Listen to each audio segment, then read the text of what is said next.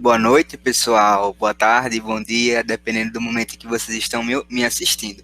Meu nome é Lucas, Lucas Emanuel, eu sou estudante de Geografia, certo? E eu serei um dos professores da disciplina de Geografia, do cursinho Cidadania, tá?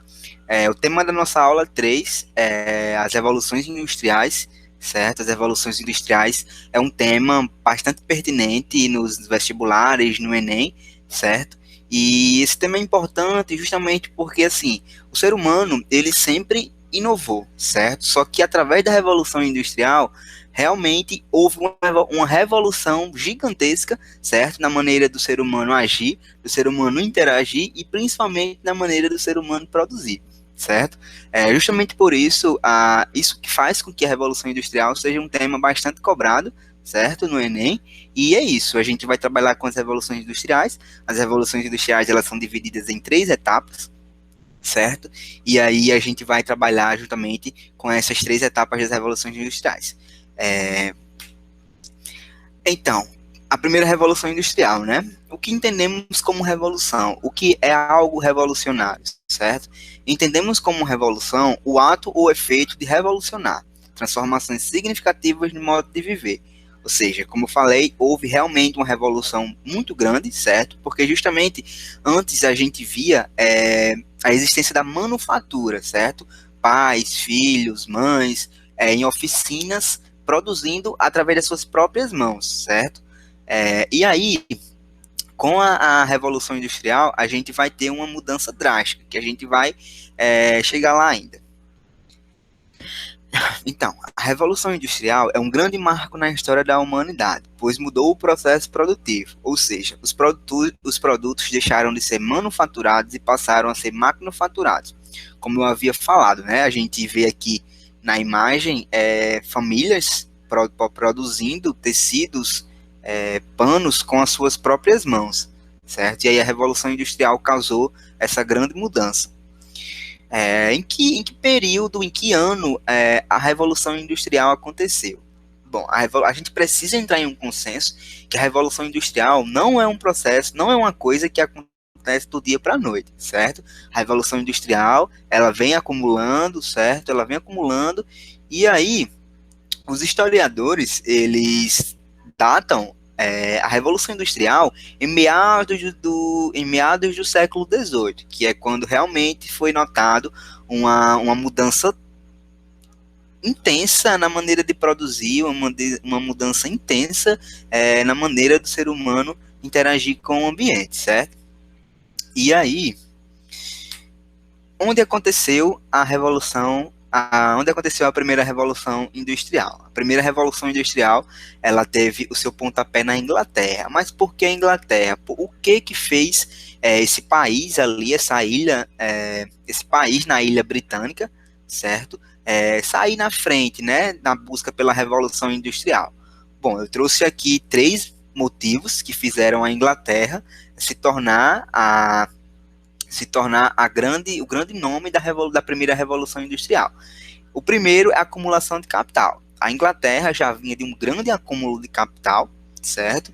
Nessa época a gente vai ter a existência do metalismo, que é a forma monetária, certo? O sistema monetário dessa época, onde era utilizado o ouro, a prata, como forma de troca, certo? As trocas no comércio eram feitas através do ouro e da prata. Era meio que o pagamento daquela época, o ouro e a prata, certo?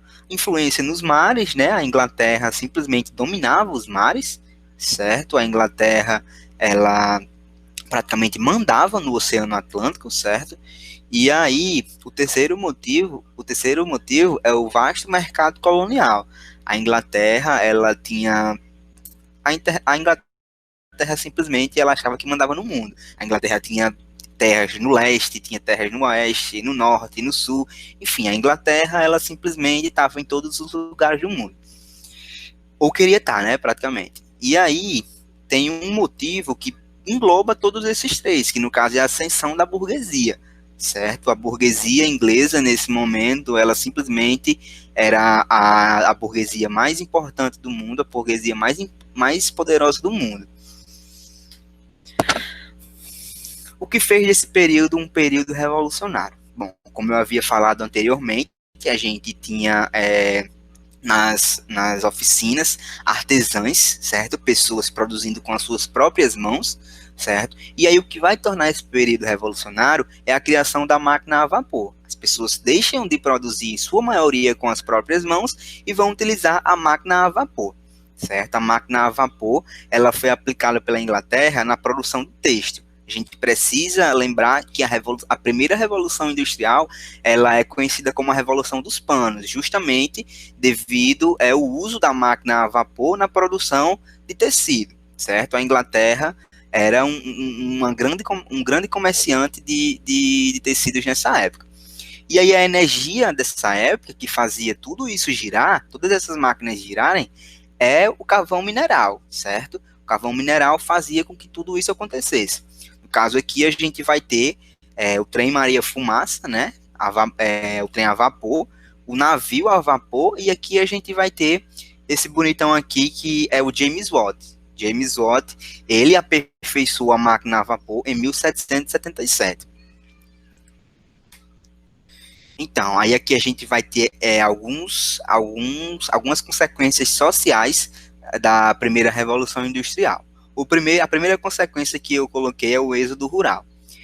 A gente vai ter um grande êxodo rural nessa época, principalmente devido à política de cercamento. Mas o que era política de cercamento? Bom, a gente via, antes desse período, famílias vivendo em uma determinada terra e produzindo para o seu próprio consumo, certo? Só que aí essas terras, elas vão ser tomadas, elas vão ser cercadas, certo? Para serem utilizadas para a criação de ovelhas, que justamente serviam como as ovelhas, que a gente tinha a lã, certo, da ovelha, e justamente a lã era utilizada na produção de roupas, de tecidos, enfim, certo? E a gente vai ter também a divisão de classes entre trabalhadores e patrões. A gente vai ter essa divisão, certo? Entre aquela pessoa que produz, certo, para ter o seu próprio sustento, e aquela outra que simplesmente está ali dando ordens, que é o patrão.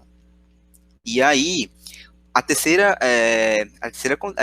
consequência que eu coloquei, as péssimas condições de trabalho, certo? Nessa época aí, era normal ver mulheres grávidas trabalhando, certo?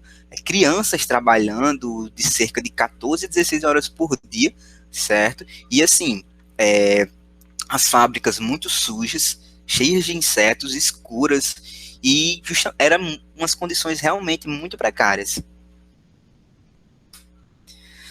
Bom, aí agora eu vou pedir para que vocês pausem o vídeo, certo? Porque eu trouxe essa questão e aí vocês não podem passar porque a resposta está no próximo slide. E aí eu preciso que vocês pausem, certo? O vídeo, porque a gente vai responder essa questão, tá?